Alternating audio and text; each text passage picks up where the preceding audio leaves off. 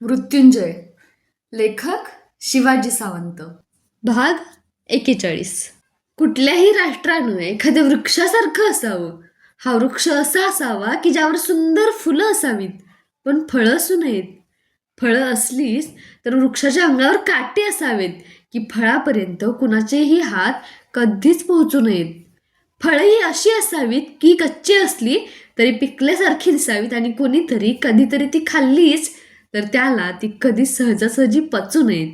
थोडक्यात आपलं राष्ट्र म्हणजे खऱ्या अर्थानं काय आहे हे इतर कुणालाच कधीही कळू नये. सामर्थ्य आल्यावरच धर्माची सेवा करण्याची घोषणा करावी, कारण सत्य म्हणजे संपत्तीचा दास आणि धर्म म्हणजे सामर्थ्याचा दास.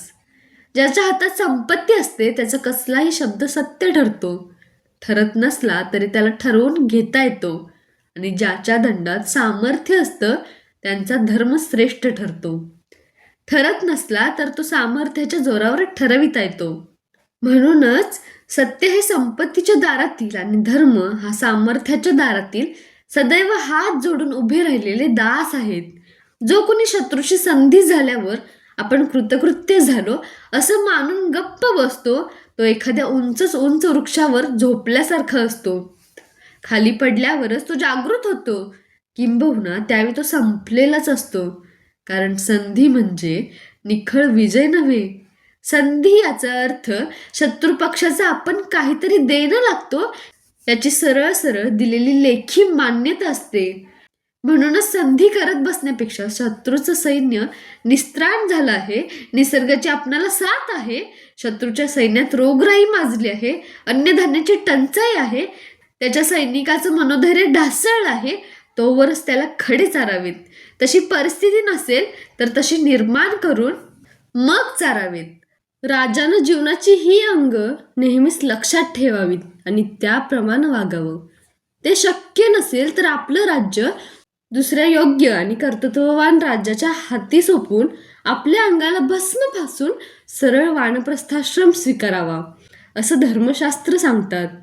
राजाचा जन्म हा केवळ सुग्रास अन्न खाण्यासाठी, भरजरी वस्त्र पांघरण्यासाठी, सोनेरी मुकुट चढवून राजरथ उडविण्यासाठीच नसतो.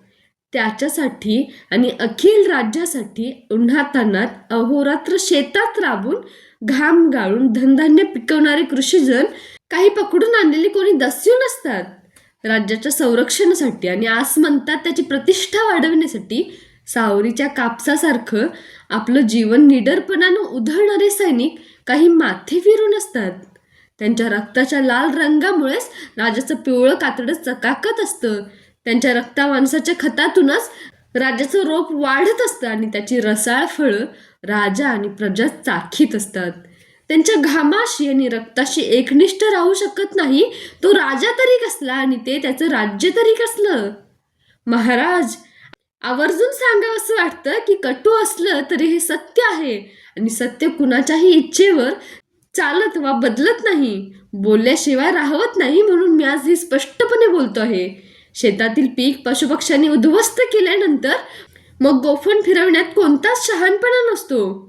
आपण कौरवश्रेष्ठ आहात म्हणून थोडी जीभसैल सोडून मी हे बोलू शकलो, कारण कौरवांच्या सत्यप्रियतेबद्दल अखिल आर्यवर्तात ख्याती आहे.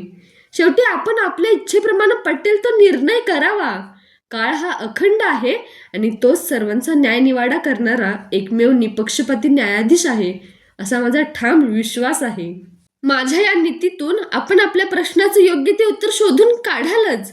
कनकांनी परत मान लावून प्रणाम केला आणि एखादा धुंद हत्ती जसं चालतो तशी धीरगंभीर पावलं उचलीत उत्तरीय सावरीत ते राजकक्षातून निघून गेले.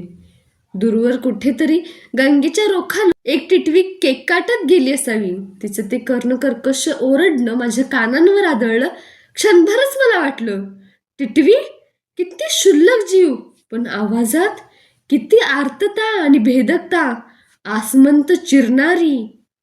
मला कनकांचा सल्ला मनस्वी आवडला आणि त्यांच्या सल्ल्याप्रमाणे शत्रू लहान असला तरी त्याची गय करू नये हे सूत्रच मी उचललं.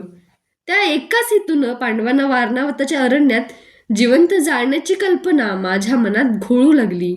माणसाचं मन हे लांडग्यासारखं असावं. लांडगा कधीही कोकराची मान फोडताना कोकराला काय वाटत असेल याचा विचार करीत नाही आणि म्हणूनच त्याच्या शेपटीचा झुपका ऐटदार आणि उंच असतो. कोकराला तसा झुपका कधी मिळालेला कोणी पाहिला आहे काय? कोणीतरी दुसऱ्याला पायदळी तुडविल्याशिवाय जगात कुणालाच आणि कधीही मोठं होता येत नाही. मग प्रामाणिकपणाच्या आणि संयमाच्या गप्पा कोणीही आणि कितीही मारोत. पांडवांना जिवंत जाळण्याची माझी सर्व योजना मी माझ्यासाठी प्राणी अर्पायला तयार असणाऱ्या माझ्या विश्वासू सहाय्यकाला पुरोचनाला एकांती सांगितली. पांडवांचं पाप पचवण्याचं सामर्थ्य अग्नीशिवाय अन्य कुणात असणार? आता नेहमीच गुरुद्रोणांसमोर वळवळत बोलणारी त्या काळ्या अर्जुनाची अंजिरी जीभ ही धगधगत्या अग्निशलाकेत जळून अक्षरशः काळी कुट्ट होईल. अनाठाई फुरफुरणारे त्या उन्मत्त भीमाचे पिळदार दंड किकर वृक्षाच्या गाठाळ लाकडी ओंडक्यासारखे जळून दग्ध होतील आणि महाराणी म्हणून घेणारी अधपतीत कुंती त्या जळत्या अग्निलोटांवर क्षणात स्वर्गाची महाराणी होईल.